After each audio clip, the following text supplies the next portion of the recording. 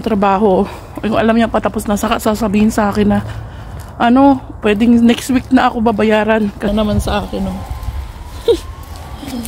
Oh, kawawa naman, mag-isa lang siya lagi.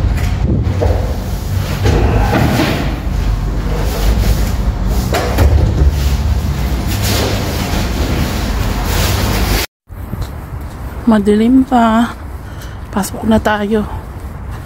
Ngayon ang panahon, ba't ang dilim? 7 o'clock na.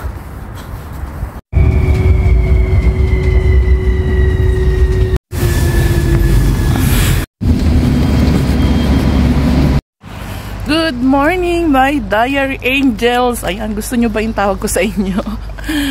Yan, so today is Friday, last day ng week. Hopefully, maging maganda ang araw natin today. And maging smooth lang ang trabaho. So, nag-exchange ako ng trabaho ngayon. Yung panghapon ko, naging pang umaga. Nakiusap kasi yung client ko na kung pwede. Sabi niya na siya daw muna ang pang umaga at siya yung pang umaga ko ang panghapon. Kita nyo? Dahil ko pa yung naninigarilyo. Tambutsi yung usok talaga yung bibig eh. Dalawang trabaho tayo ngayon. Okay lang, madali lang naman yung work dito. Sa ulo ko na yung bahay nila, kaya alam ko yung dapat linisan ng sobra at hindi man linisan. Yung papyaw lang. Kabisado ko na yung mga bawat sulok ng bahay dito sa lugar na to. Yung nilinisan ko bahay dito, dalawa. Diyan sa hilera. Dito sa kabilang hilera, isa. Pinaplansya ko lang siya. Minsan lang siya tumawag sa akin. Dito naman, dahil yung kasambahay niya ay umuwi ng Pilipinas. So ako muna yung parang naging reliever. So by end of the month daw, parating na yung Pilipinas. Pero ewan ko lang kung babalik kasi sabi hindi na raw babalik. Tingnan natin. Akin naman, favor sa akin hanggat gusto nila ako mag-work sa kanila. Mag-work ako, pero sabi ko sa kanila hanggang 4 to 5 hours lang ako. Hindi ako pwedeng sumobra. Basta bayaran nila ako ng maayos.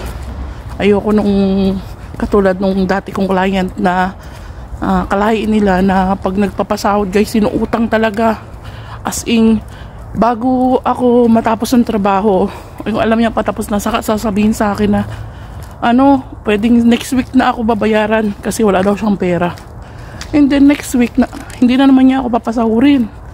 Hindi niya babayaran yung nakaraang trabaho, babayaran lang niya yung hanggang 2 weeks yun, ganun. Kaya hindi na rin ako nakatagal, umalis na rin ako sa kanya. Kasi hindi tama yung ginagawa niya.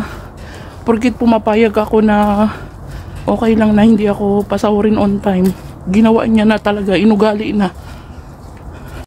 Dito na tayo mga boss. Tung tung.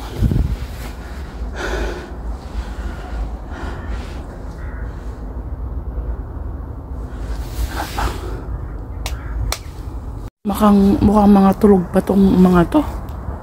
Kailangan maaga akong pumasok kasi ay kabayo. You scared me. Okay. Tapon na tayo ng basura. Ito basura. Dito tayo.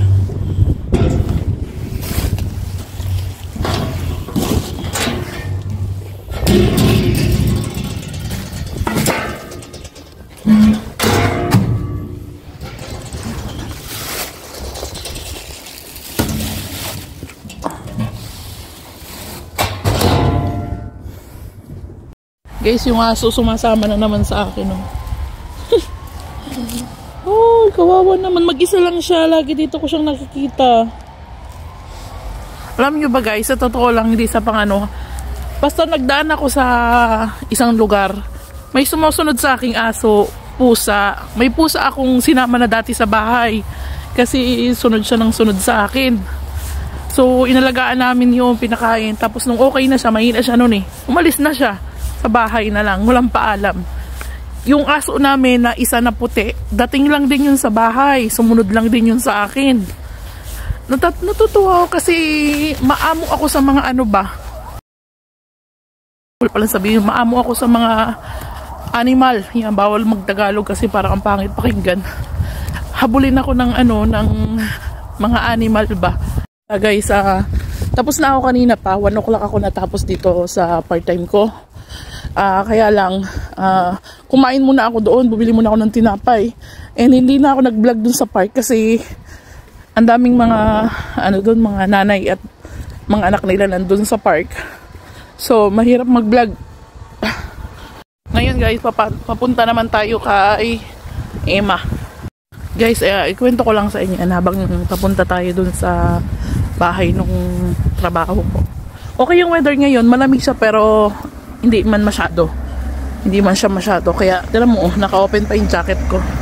So guys, may kwento ako sa inyo na yung about dun sa bago kong kulayan, na kaya pala siya, yung mabait siya sa akin talaga kasi pangalawang meet up na namin yon. Tapos pangatlo nung nag-work ulit ako sa kanila. Unang meet interview, tinanong niya ako about sa akin. Pangalawa nung nag-work na ako, nag-start, binigyan ako ng key. So nung pangatlong punta ko sa kanila, solo ko na, mag-isa lang ako nagtatrabaho sa bahay. Tapos hindi ko sa inyo nakwento guys, kaya pala siya mabait sa, alam mo yung malapit ang loob niya sa mga Asian. Alam niyo kung bakit? Kasi yung stepmother daw niya is Asian.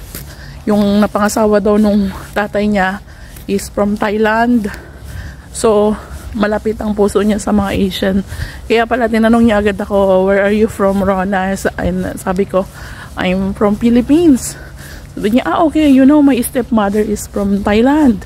And my father is living there in Thailand with my stepmom.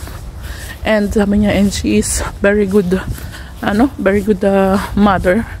Tapos, pati dun sa tatay niya, malaga. Tapos, maayos daw sa bahay. Kaya, sinuggest daw nung stepmother niya na kumuha ng Asian, para Pilipina, ganyan. Kasi daw dati yung cleaner nila is kalahi nila Romanian, and hindi daw sa pang kasi nga friend nila, hindi daw masyado nililinis yung bahay nila, tapos kinukuha lang daw yung bayad. Kasi siya guys, pag nagpapasahod sa akin, iniiwan lang talaga yung pera doon sa cabinet, tapos ako na ang bahala. Yun, kaya pala ganun siya. Basta malapit ang puso niya sa mga Asian.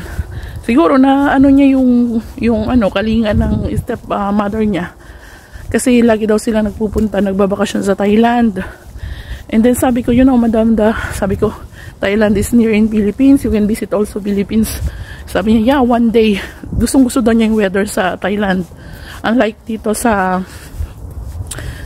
Romania, sobrang lamig. Yung father niya, tuwing winter, nandun sila sa Thailand. So, kaya yan, nakwento ko sa inyo, kaya pala malapit ang puso niya sa mga Asian. Malaki na yung respeto niya sa mga Thailand, sa mga Asian. Sabi niya kasi nga, sobrang, basta iba daw sa ibang foreigner. O diba? Dito na tayo.